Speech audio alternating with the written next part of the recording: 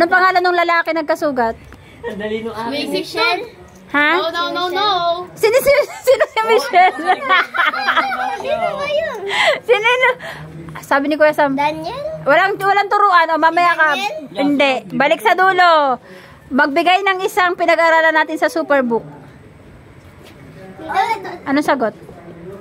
Isa lang. Ang dami nating napag-aralan sa Superbook. Hindi ka kasi nanonood. Puro ka doon naglaro, nagpapasaway ka. Ako rin. Anong sagot? Babalik rin ako. Wala. Ano yung kwento tungkol sa malaking isda? Bryle, ano nangyari doon sa tao? Nagkagat. Nikagat ba siya? Oh, pas na. Pas muna si Bryle sa likod. Hindi kinagat. Kay Haring David. Hoy, Haring David, wala tayong pinag-aralan. Hindi ka kasali. Ikaw, Ate Lovely. Arko ni Noe. Ano nangyari sa Arko ni Noe? Gawa sila ng malaking tatas. Lahat ng tao namatay. Tapos sila, nabuhay. Sige. Okay, may isa sa Ate Lovely. Okay, Sam, may tanong ako. Anong ibig sabihin ng rainbow? Rainbow ay, ngayon, hindi na yung nangyayari, yung kagaya ni, yung nagawa ng, hindi na uulitin ni Jesus. Yung parang ginawa ng malaking baha. Very good. Ibig sabihin ng rainbow, hindi pangako ni Lord na hindi na uulitin yung nangyari yung pagbaha. Very good, Kuya Sam. May lista si Kuya Sam na isa. Nangyari kay Job. Naalala mo ba yung nagkasugat siya? Yun, Sam. Right? Ay, hindi yung tanong ko sa'yo kanina. Si Jonas, kinain ng malaking fish. Ay, palakpakan si Brian. Yay! O, si Kuya naman. Kuya Pajay, halika rito. Hindi ka. Kuya Pajay, halika. Ito lagi itong nanonood sa mga Superbook natin eh. Okay. Diba? Sino pa nga ba yung isa? Tuwing umaga kayo. Diba?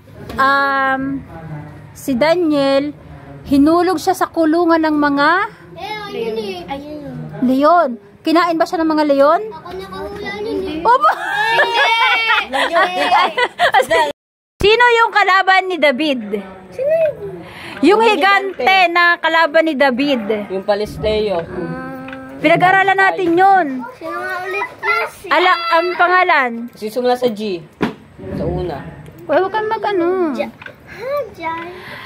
Ang pinangpatay niya doon sa higante ay tirador. Di ba yung parang iniikot ako? Slingshot. Ano pangalan nung kalaban nila? Pinento sa akin yun ni dito. Kita ako. Go! Nawala sperm. Kita ako. Nawala sperm dito yung gold. Go.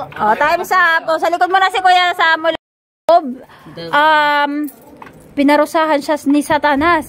Anong nangyari sa balat ni Job? Ano yung mga nagkaroon siya ng maraming sa balat ngayon? Ano ngayon nangyari sa kanya? Ano yung tumubo sa katawan niya mula ulo hanggang paa? Ano ngayon? Di ba sinubuan siya ng maraming? 3 seconds lang dapat, 3 seconds. Hindi, bigyan niyo ng chance si Bray. Maliliit pa. Maraming, ano nga yung tumubo sa mga niya? Ano nga yung? Sige, time's up. Sugat yung sagot. Maraming sugat, no? Mga pantay. Mamaya ulit si Brian. Si Jonas, bago siya kainin ng malaking isda, saan siya pinapapunta ng Panginoon? Ito, kinakanto ko. Huwag kang maingay. Saan siya pinapapunta ng Panginoon para mangaral? Ako naman. Okay. Pero saan siya tumakas? Tatakas siya papuntang? Okay.